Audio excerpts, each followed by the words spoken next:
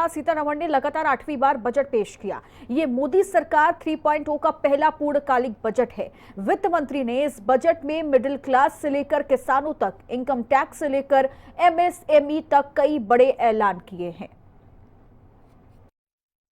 बिहार में मखाना बोर्ड, इसके लिए बिहार के लोगों के पास एक विशेष अवसर है। मखानों का उत्पादन, प्रसंस्करण, मूल्य संवर्धन और विपणन में सुधार लाने के लिए बिहार में मखाना बोर्ड स्थापित किया जाएगा। इन कार्यक्रमों में लगे लोगों को एफपीओ में संगठित किया जाएगा।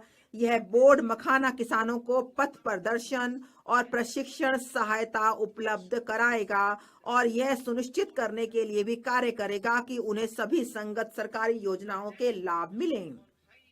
किसान क्रेडिट कार्ड के सीसी से 7.7 करोड़ किसानों, मछुआरों और डेयरी किसानों को अल्पकालिक ऋणों की सुविधा मिलती है। संशोधित ब्याज सब्सिडी योजना के अंतर्गत किसान क्रेडिट कार्ड के माध्यम से लिए जाने वाले ऋणों के लिए ऋण सीमा 3 लाख से बढ़ाकर 5 लाख कर दी जाएगी। असम में यूरिया संयंत्र, यूरिया उत्पादन में आत्मनिर्भरता के लिए हमारी सरकार ने पूर्वी क्षेत्र में निष्क्रिय पड़े 3 यूरिया संयंत्रों में उत्पादन पुनः आरंभ किया है। यूरिया की आपूर्ति और अधिक बढ़ाने के लिए नामरूप असम में 12.7 लाख मैट्रिक टन की वार्षिक उत्पादन क्षमता वाला एक संयंत्र स्थापित किया जाएगा। मत्स्य उद्योग, भारत मत्स्य उत्पादन और जलीय कृषि के क्षेत्र में विश्व भर में दूसरा सबसे बड़ा उत्पादक देश है। समुद्री खाद्य निर्यात का मूल्य 60,000 करोड़ है। समुद्री क्षेत्र की अनुप्रयुक्त संभावनाओं के द्वार खोलने के लिए हमारी सरकार अंडमान और निकोबार तथा लक्षद्वीप जैसे द्वीपों पर विशेष ध्यान देने के साथ भारतीय विशिष्ट आर्थिक क्षेत्र और गहरे समुद्र में सतत मछली पकड़ने को बढ़ावा देने के लिए अनुकूल फ्रेमवर्क लाएगी। और बजट पर हमारे साथ चर्चा करने के लिए अर्थशास्त्री एचसी पुरोहित जी हमारे साथ जुड़ गए हैं। पुरोहित जी, बहुत बहुत स्वागत हिंदी खबर पर सर आपका। पहला रिएक्शन तो मैं बजट को लेकर के ही आपसे जानना चाहूंगी, समझना चाहूंगी कि आज जो बजट पेश किया गया है, इस बजट में क्या खास और क्या कुछ कहेंगे इसको लेकर?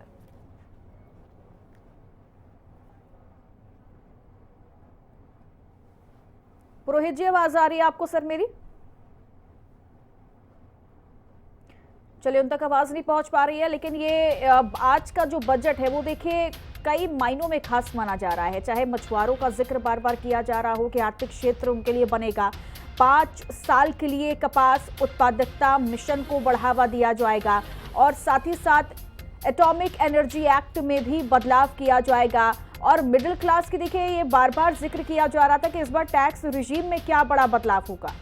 आज बजट के जरिए जो सपोर्ट देने का जो अनाउंसमेंट हुई है, इस सपोर्ट सिस्टम के जरिए हम अब इस सेक्टर को बहुत बड़े स्तर पर हम खड़ा कर सकते हैं। शिप बिल्डिंग में हो, शिपिंग में हो, सी गोइंग वेसल का साथ साथ हमारे इनलैंड वाटरवेज में हो और इंस्टीट्यूशनल जो सारा मैकेनिज्म हो या इंस्टीट्यूशनल जो इंफ्रास्ट्रक्चर हो, स्किल डेवलपमेंट हो, यानी कि अलग अलग वर्टिकल में इस मंत्रालय को विशेष रूप से शक्तिशाली रूप दी जाएंगे। तो मुझे लगता है कि आज निश्चित रूप से हम सब के लिए एक बहुत बड़े दिन है और हमारे मंत्रालय के अधिकारी से लेकर हमारे सचिव टीके रामाचंद्रन के साथ सारे अधिकारी पिछले 1 साल इस विषय पर बार बार चर्चा में उन लोगों ने भाग ली है और इस पर अलग अलग डोमेन एक्सपर्ट का साथ भी बातचीत की गई है।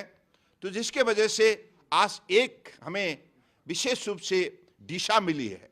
इस बजट के जरिए अगले दिनों में हमें जो भी कदम उठाना है, इस कदम उठाने के लिए हमें बहुत बड़ा हौसला, ताकत, साहस और मदद मिली है।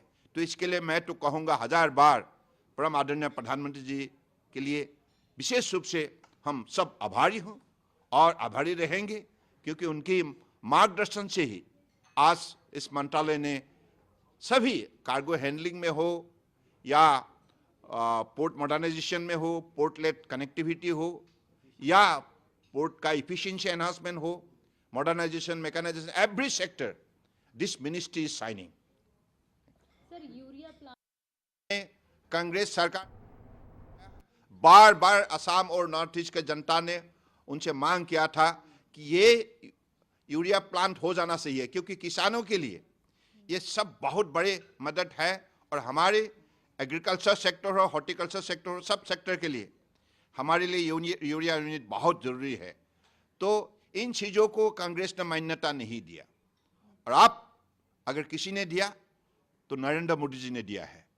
और नरेंद्र मोदी जी की, परम आदरणीय प्रधानमंत्री जी की आस मदद से ही अगले दिनों में इतने बड़े प्रोजेक्ट खड़ा होंगे, और जिससे हमारे हजारों नौजवानों को भी रोजगार मिलेगा और लाखों से अधिक किसानों को इस विषय पर विशेष मदद मिलेगा।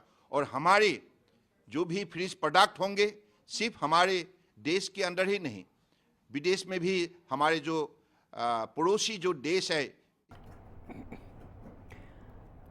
और एक बार फिर से हमारे साथ अर्थशास्त्री एच.सी. पुरोहित जी जुड़ चुके हैं। एच.सी. पुरोहित जी, ये बजट जो आज पेश किया गया है, और अब इस बजट की देखिए सराहना बहुत ज्यादा की जा रही है, लेकिन अब मैं आपसे समझना चाहूंगी कि इस बजट को लेकर आपका पहला रिएक्शन क्या है?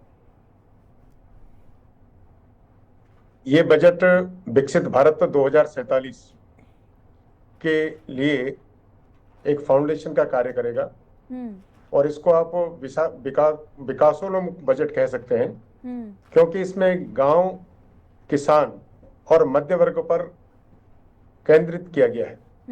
जिस प्रकार से आयकर के स्लैब में बदलाव किया गया, बड़े वर्षों से मध्य वर्ग की बड़ी मांग थी कि आयकर के स्लैब में बदलाव किया जाए, और किसान के लिए, कृषि के लिए, जैसे खासतौर से बिहार जैसे राज्य में मखाना का अलग से बोर्ड बनाया जाएगा, जो उसके प्रोसेसिंग में, वैल्यू एडिशन में किसानों की बड़ी मात्रा में मदद मिलेगी। उसी प्रकार से यूरिया के लिए नया प्लांट लगाए जाने का प्रोविजन है, उसी में दलहन के लिए, तिलहन के लिए। इस प्रकार से आप देखेंगे तो किसानों को केंद्र में रखते हुए किसान क्रेडिट कार्ड की लिमिट बढ़ाई गई है, गांव आधारित किसान उत्पाद पर आधारित एमएसएमई प्लांट लगाने की योजना इसके अंदर है, नए एंटरप्रेन्योरशिप के प्रोत्साहन के लिए सरकार ने प्रोविजन किए हैं, और साथ ही साथ शिक्षा के स्तर में किस प्रकार से गुणात्मक सुधार हो, इसके लिए भी स्कूलों में प्रयोगशालाओं के लिए से लेकर के और उच्च शिक्षा और गुणवत्ता युक्त शिक्षा और शोध को प्रोत्साहन तक इस बजट में प्रावधान किए गए। मेडिकल शिक्षा के लिए, आईआईटीज के सीट्स बढ़ाने के लिए, क्योंकि लगातार देश में युवाओं की संख्या बढ़ रही है, इस दृष्टि से मुझे लगता है कि इसमें शिक्षा का, स्वास्थ्य का और विकास को केंद्र में रखे हुए ये बजट निर्धारित किया गया है। खासतौर से उपभोक्ता बाजार में टैक्स के स्लैब में बदलाव होने से निश्चित रूप से मांग बढ़ेगी, और इससे उत्पादन प्रक्रिया को बढ़ावा मिलेगा। उत्पादन की गतिविधि बढ़ने से देश में रोजगार के क्षेत्र उपलब्ध होंगे, नए नए क्षेत्र रोजगार के इसके अंदर सृजित किए जाएंगे, ऐसा मुझे लगता है। और इसके अलावा जो टूरिज्म के नए सेक्टर को विकसित करने के लिए इसमें व्यवस्था की गई है। ग्रामीण विकास में इंडिया पोस्ट के माध्यम से जो ग्रामीण पोस्ट ऑफिस और बैंक का कार्य करने के लिए लगभग लाखों, 1.5 लाख से भी अधिक बैंक ग्रामीण स्तर पर पोस्ट ऑफिस इंडिया पोस्ट के माध्यम से इसमें बढ़ाए जाने की जरूरत है। फिशरीज के अंदर, मरीन में national mission for high yield seeds के अंदर काफ़ी प्रोविजन किए गए, जिसमें कॉटन का और दलहन और तिलहन के लिए 5-5, 6-6 वर्ष के लिए बोर्ड बनाए जाने की व्यवस्था है, ताकि आगे इनका। लेकिन पुरोहित जी, सवाल ये भी किया जा रहा है कि न्यूक्लियर आसानी से हो सके और किसानों को किसी प्रकार की दिक्कत न होने पाए। तो मुझे लगता है कि किसान को केंद्र में रख के महिलाओं को, युवाओं को और मध्य वर्ग को ये बजट समर्पित है। और निश्चित रूप से, क्योंकि बड़ा वर्ग हमारी जीडीपी में एमएसएमई सेक्टर का बहुत अधिक कंट्रीब्यूशन है, एमएसएमई के प्रोत्साहन के लिए। लेकिन सवाल ये भी किया जा रहा है पुरोहित जी, आवाज आ रही है सर आपको? औद्योगिकरण की गति को बढ़ावा मिलेगा, रोजगार के नए अवसर उत्पन्न होंगे। जैसे एआई एक्सीलेंस सेंटर के लिए भी 500 करोड़ का बजट प्रोविजन किया गया है।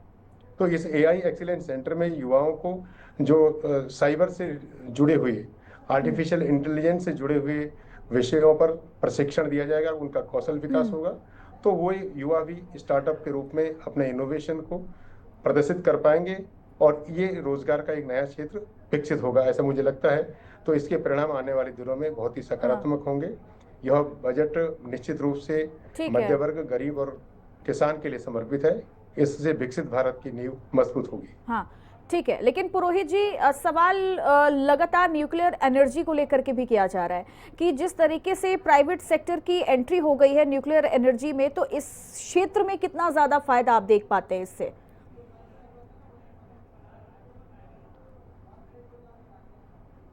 जीवन रक्षक दवाइयों पे भी इसमें प्रोविजन किए गए हैं। हेल्थ सुविधाओं को दुरुस्त करने के लिए सीनियर सिटीजन से लेके मुझे लगता है कि हर वर्ग का इसमें ख्याल रखा गया है।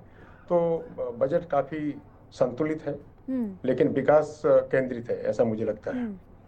प्राइवेट इन्वेस्टमेंट का जिक्र बार बार किया जा रहा है कि प्राइवेट इन्वेस्टमेंट होगा तो कहीं ना कहीं उससे बहुत ज़्यादा फायदा हम लोगों को होगा, बहुत ज़्यादा फायदा जो है वो इंडिया को ही अर्थव्यवस्था पर कहीं ना कहीं बहुत ज़्यादा असर देखने को मिलेगा। तो इस बजट के जरिए आप कैसे समझाएंगे कि प्राइवेट इन्वेस्टमेंट जो है वो बहुत अच्छा साबित हो सकता है? प्राइवेट इन्वेस्टमेंट अच्छा साबित इसलिए होगा क्योंकि जो उपभोक्ता मांग है वो उपभोक्ता मांग डिस्पोजेबल इनकम उपभोक्ता के पास, मध्य वर्ग के पास आयकर की स्लैब में छूट देने से, उसके बढ़ोतरी करने से, उसके में बदलाव करने से उपलब्ध होगी। तो उपभोक्ता दो ही जगह जाएगा, एक तो वो छोटी बचत इससे प्रोत्साहित होंगी, सेविंग्स इससे बढ़ेंगी, डोमेस्टिक सेविंग्स बढ़ेंगी, जो इन्वेस्टमेंट को प्रमोट करेगा, कैपिटल फॉर्मेशन बढ़ाएगा। दूसरा, इससे उपभोक्ता बाजार के अंदर जब मांग उत्पन्न होगी तो निश्चित रूप से प्रोडक्शन बढ़ेगा, जिसमें इन्वेस्टमेंट प्राइवेट सेक्टर का अपने आप ही आएगा। वैसे भी भारत अभी जो एफडीआई का आप रेशियो देख रहे हैं, लगातार भारत के अंदर विदेशी इंटरनेशनल इन्वेस्टर्स का इंटरेस्ट और अट्रैक्शन बढ़ा है। लगातार एफआईआई और एफपीआई के रूप में भारत में एफडीआई का फ्लो पिछले कई वर्षों से लगातार बढ़ रहा है। बीच में अंतर्राष्ट्रीय घटनाक्रमों के कारण कई बार इक्विटी मार्केट से पैसा विड्रॉ होता है, लेकिन प्राइमरी सेक्टर में, प्राइमरी मार्केट में वो पैसा फिर भी उनका फ्लो बना रहता है। और इस तरह से हम यदि कंपेयर करेंगे तो आज एफडीआई का फ्लो देश के अंदर सरप्लस में है, बना हुआ है। इससे ये सिद्ध होता है कि इंटरनेशनल वैश्विक जगत पर भारत में इन्वेस्टमेंट के लिए एक अच्छा डेस्टिनेशन इन्वेस्टर्स को दिखता है। हाँ, तो आज वो दुनिया के कई देश अशांति से जूझ रहे हैं, यहाँ पे स्टेबिलिटी है, यहाँ पर इंफ्रास्ट्रक्चर विकसित हुआ है और कहीं ना कहीं इससे फायदा बहुत ज्यादा हो सकता है। बहुत बहुत शुक्रिया आपका पुरोहित जी तमाम जानकारी साझा करने के लिए। फिलहाल आगे बढ़ेंगे, जहां मोदी सरकार 3.0 का पहला पूर्णकालिक आम बजट आज पेश हो गया। पीएम मोदी और अमित शाह ने बजट की तारीफ करते हुए वित्त मंत्री की सराहना की। साथ ही कई बीजेपी सांसदों ने भी बजट का स्वागत किया। सुनिए। मैं हमारे प्रधानमंत्री आदरणीय नरेंद्र मोदी जी का, माननीय वित्त मंत्री जी का विशेष तौर पर धन्यवाद करूंगा कि जिस विकसित देश को बनाने की सोच के साथ हम लोग आगे बढ़ने का हम लोग प्रयास कर रहे हैं, उसको मजबूती देने वाला ये बजट है। जहां इस बजट में अमीर और गरीब के बीच की दूरी को कम करने के प्रावधान दिए गए हैं, गांव और शहर के बीच की दूरी को कम करने का इसमें जिक्र किया गया है, युवाओं का, महिलाओं का, मिडिल क्लास का जिस तरीके से हैंड होल्डिंग का जिक्र इसमें किया गया है, युवाओं के स्किल को किस तरीके से मजबूती देने के प्रावधान इसमें बनाए गए हैं। मुझे लगता है हर क्षेत्र, हर सेक्टर को ये छूने वाला ये बजट है। खास तौर पर मेरे लिए, जिस मंत्रालय से मैं आता हूं, मेरे लिए ये एक ज्यादा खुशी की बात है कि यहाँ सस्ती मिले, जन आरोग्य सुविधा हमारे गिग वर्कर्स जो कॉन्ट्रैक्ट वर्कर्स हैं उनको मिले, किसानी क्षेत्र में चाहे कापूस के किसान हो, मखाना के किसान हो, दालों के किसान हो, उन सबको प्रोत्साहन देना, नए शोध को बढ़ावा देना, उत्पादकता को बढ़ाना, उत्पादन भी बढ़ाना, उत्पादकता भी बढ़ाना। मैं समझता हूँ उनके उसके लिए क्रेडिट भी देना सुविधाजनक।